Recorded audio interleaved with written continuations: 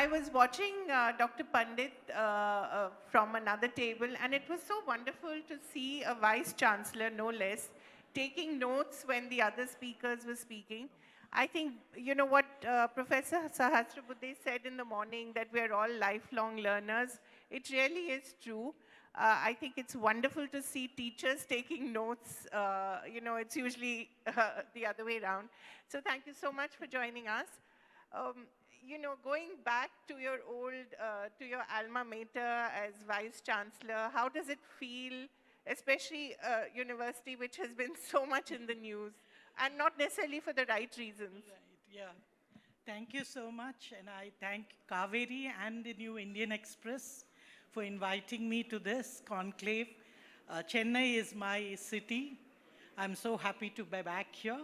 Can we have a round of applause, please? And both her parents are actually from here. From Chennai, yeah. Madras 28, and my father started his first job at the Indian Express as a sub-editor. So it is great homecoming, and thank you so much. In 1949. Wow. And V.K. Narasimhan, one of your famous editors, was a good family friend. And one of my grand uncles was editor of Andhra Prabha, the Telugu, yes. So very close. Thank you, Kaveri, for this. And now back to JNU. I've been very happy to be also the first alumnus to be the Vice Chancellor. First woman. First alumnus. Wonderful. Great number of firsts. Thank you. And I think JNU is a wonderful campus. I know of late we have been known for the wrong reasons, which I think only 10% or even minuscule minority are in it. And any institution does have such. But I think it is one of India's most inclusive and socially committed universities with some of the best research and academic programs. Right. You have said, in your letter said that you're going to have an Indo-centric approach. And of course, that has raised a lot of hackles, especially with the CPIM, which immediately shot off a counter note. But take us through what this approach is. See, I basically believe that JNU is known not only for dissent, it's not or, it is and, democracy, as well as diversity and difference. Kaveri, I also represent diversity and difference. I've gone from the state of Tamil Nadu to JNU. Yeah. So in JNU, you can't just have one hegemonic narrative. What the left says is it's only our way or the highway. So it doesn't represent diversity. They don't accept dissent. They are the hegemonic narrative. So when the hegemonic narrative does not accept any dissent, then where is the diversity and difference? And there is no democracy. So the question is, if you want the coexistence of multiple narratives, you ought to have them. And one of those multiple narratives is the Indic narrative or the Indo-centric. What do I mean by that? I basically mean that the Indian civilization, we are the only civilization state other than China to go into the fourth industrial revolution. Right. China has a narrative. Why has India not a narrative? We need a narrative that is different from the Abrahamic or dichotomous narrative. Either or does not represent our civilization. Because there's nothing called either or for us. For example, you take the figure of Ravana, who is venerated in the south as one of the great Shiva Bhaktas. He had only a small, flaw in his character. His arrogance. Right, you can't call him Satan. He had a lot of positive qualities. So how are you going to look upon such multifaceted human beings? All human beings have multiple identities. So it's not, dichotomous as the Western narratives give us or frameworks. So I was just suggesting that we as Indians, why don't we develop narratives that can also come from our culture, our civilization? There's no harm in it. It can be even Tamil. Kannagi can be a symbol of feminism, Indian feminism, as Draupadi or Sita as the first single mother. Yeah. Why are we? I don't think feminism came in only with the Marxists coming in. I think we did exist. Nobody could be more braver than Draupadi, who did ask her husband questions which we don't ask even today. So what is it that we should be so ashamed of or ignorant of? Because if we want to be a major global power, it is the intellectual narratives that will make us that. So I was calling for multiplicity. Yeah, but it was, of course, seen as an assault on the diversity that they are so proud of. What is the diverse? They don't see this whole diversity that has been in JNU is only within the left. Those of us who don't belong to the left have no diversity, or we are the marginalized communities. But, you know, when you talk about identity politics, you know, there's caste, there's class, there's gender, there's sexuality, there's so many different marginalities and so many identities. Why, and our culture is renowned for acknowledging all that. So why has JNU, which is considered one of the finest in the world, why has it not been able to do that? Surely it's not a complete hijack by the left, or do you believe that there was just no way that anyone else's voice was allowed? I think it was more because I think there was a contract between certain forces that happened when it was initially brought in as a university. And then it slowly developed into that. But I do agree with you that of late, at least in the last 1 decade, there has been a lot of alternatives that have come in, and it has been accepted as well, though grudgingly. But then I think it is good for JNU also to develop alternatives. And you're right, identities are there, but at least in JNU, we must give the credit that these identities are not as sharp as they are maybe in other universities. JNU has become a sort of a microcosm of this great ideological debate that is playing out in the country as well. You know, it seems to have every possible element of it. Now, if I were to ask you, what are the 5 things that you want to do immediately to, as you said, bring back the Indo-centric narrative? What would you say? I would basically first, I wouldn't call it, I would rather want to make JNU much more holistic. First is to remove the negativity that has been assigned to JNU. Unfortunately, with the Tukade, which of course people have accused you of using as well on Twitter. No, that Twitter account of mine was morphed. Okay. I never had a Twitter account called Santishree D. I had one called Santishree 11, and 6 years ago when my daughter was applying for jobs in the US, she totally removed, that was Santishree 11.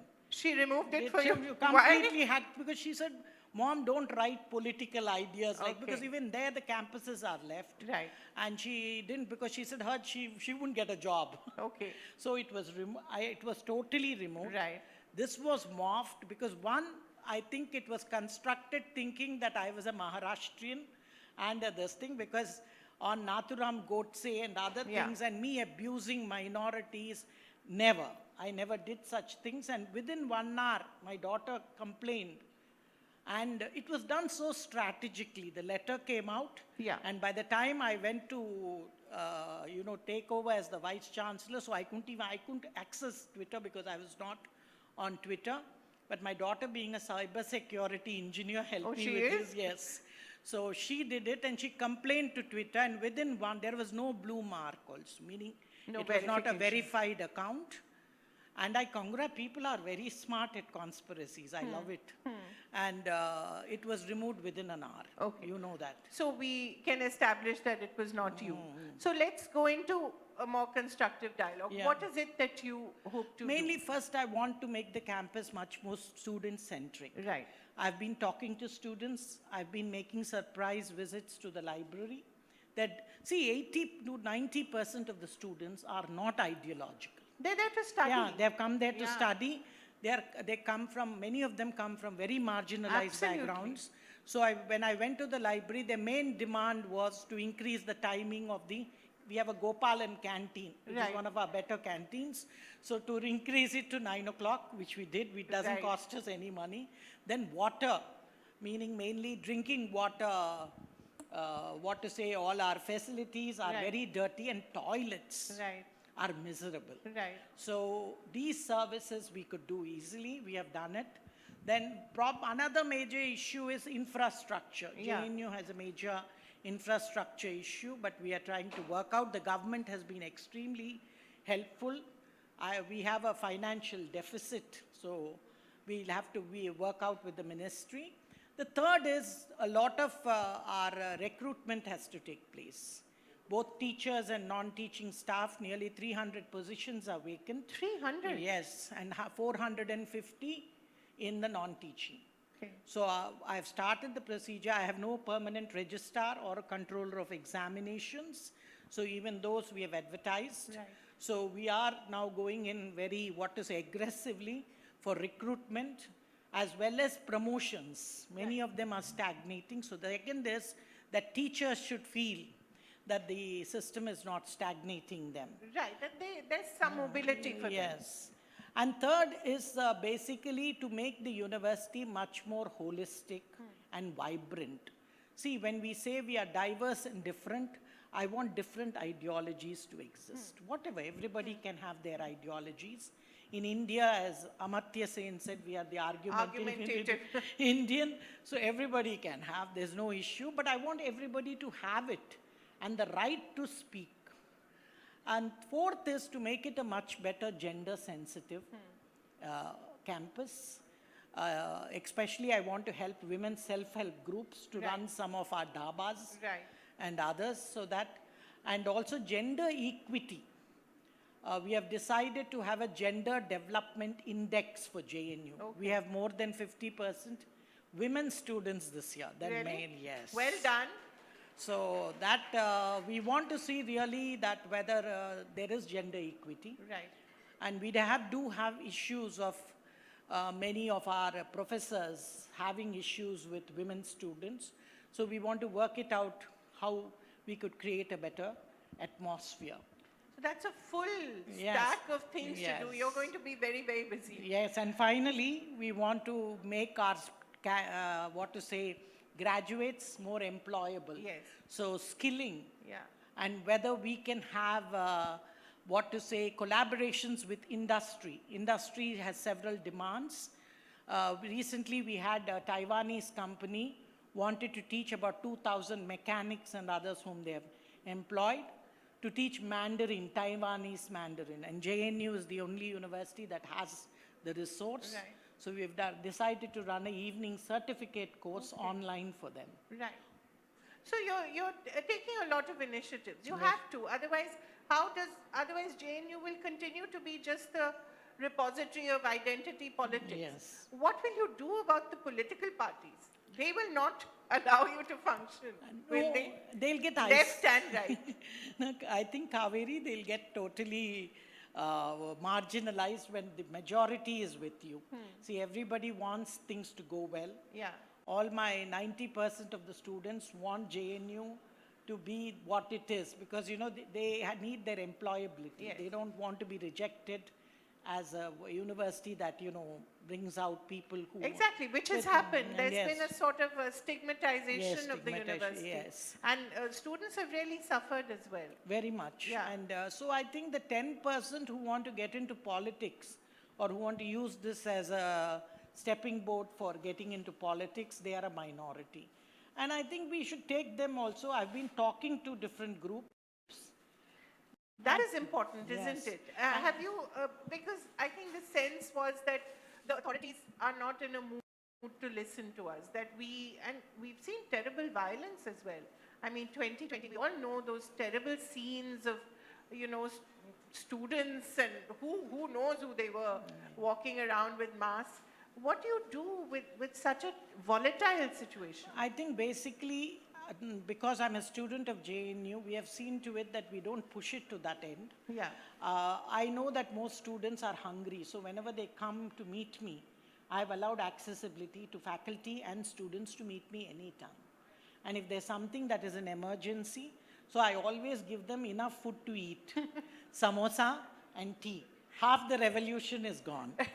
And then they talk very sensibly. I've gone Yeah, we're always hungry. Yes. Yeah, they're very hungry.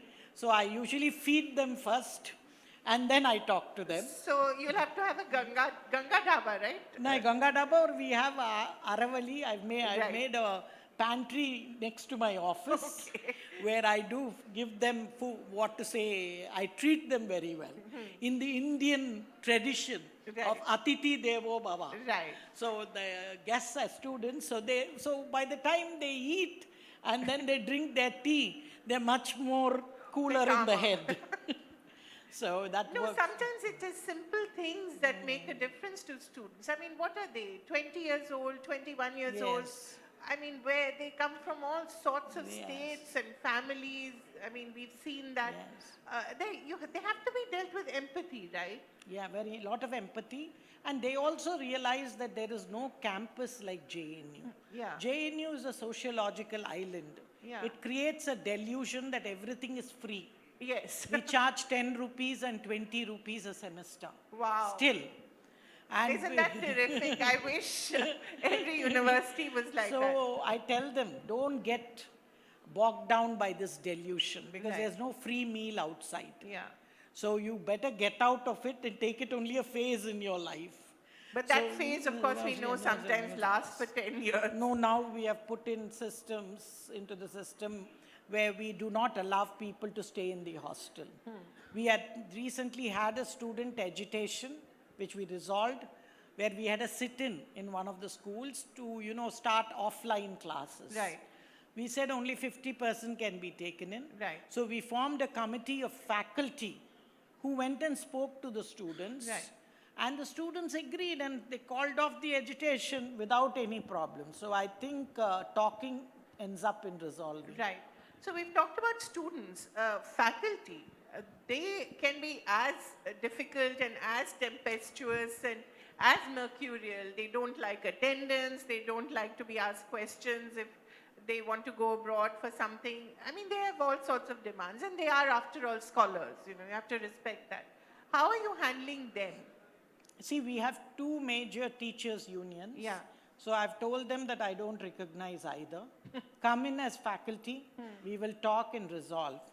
And one of the unions, with the effect of my effect becoming with, what shocked them the most is that what they talk for, but the first woman we see comes from the opposite side. Right. So I have one of their teachers' union having all three women in all the three positions. Yeah. So I know, even the teachers, I Yeah, think, teaching. who I think Aisha is one, Yes, Aisha yes, Kidwai yes, is one, yes. and the other one? Suchitra Sen Okay. and Utpal Dutt's daughter, Bhanupriya Datta, Okay. I think. So wonderful. So you're Yeah. like All women, sisterhood. yeah. So it's a good effect. Yeah. I think it's a very good ripple effect. And teachers basically is promotions. Yeah. They want better promotions and faculty advertisements. So we are doing that, recruitment. So you talked about women. Do you think all it needed, and the world should know this, all it needs is a woman to run a place and it is immediately, things immediately get resolved? Do you think it is that? It's a particular way of dealing with conflict that is also unique to us? Or is it just that experience has taught us that, you need to listen more than you need to enforce? Kaveri, I would say a woman has to be 20 times better than a man Oh, yes. to reach the same position he reaches. So it's a bigger struggle. And she does 3 jobs at a time. So she's a multitasker. Ashta Avadhani are women because they have to look after the home, they have to look after the husband, they have to look after and work. So I think naturally when we come to positions of responsibility, we are much more sympathetic, much more flexible, and we understand the reality better. I wouldn't say we are superior to men, but as human beings, at least let us ask for equality Right. and equity. So I think that way women do make a difference. What's your goal for JNU? Let's say at the end of 3 years, what would you like to hear about it? I think we are India's #1 university. There's no doubt about that. We globally, we should become the Vishwa Guru. Right. Meaning we have to make a narrative or a representation which is very original and very representative of India. I'm not, see, Indic perspective is not necessarily only what to say Hindutva or this. It can be Sankhya philosophy, which is as materialistic as maybe Marxism. So why not that philosophy also? So something that makes India intellectually a narrative where we can contest it. And original. Yeah, original. Which is what we have. Yes, right. And especially from Kashmir, that Yeah. is where we get most Yeah. of our narratives. You know, Bharatanatyam, which was Of from course. Bharata's Yeah, Natya right. Shastra, is very popular in the state of Tamil Nadu. Right. So we do have an arts and aesthetic school where Oh, we... it is a wonderful school. Oh, It's one of the yes. best. Yeah, best. Yeah. So we want to become the Vishwa Guru or the major pathfinder at the global level. Wonderful. I do hope that you will succeed, not just for JNU, but also for women leaders as a whole. I think we need to prove that we can turn around something as complex and as supposedly divisive as JNU. Yes, I agree, because that is also an Indic narrative, because the most powerful goddesses in the Indian tradition are women. Right. Tell me, in which other tradition do you name your husband after the wife's name? Umapati, Sitapati, Lakshmipati. No tradition in the world. Please be proud of it. And knowledge, Saraswati. Power, Mahakali. Wealth, Mahalakshmi. Most powerful portfolios with us. We celebrate feminine power during Dashara. Because when all the male gods failed, It had to be a woman. yes, to it save was the a world. woman. So here, please, this is a wonderful civilization which has given us a great, great tradition. Let us at least celebrate it. That is all I'm saying. I'm not saying other traditions are bad. Everybody is good and there is enough space for everybody. Right. Wonderful. I do hope you succeed. Thank you. Thank you so much. Thank you.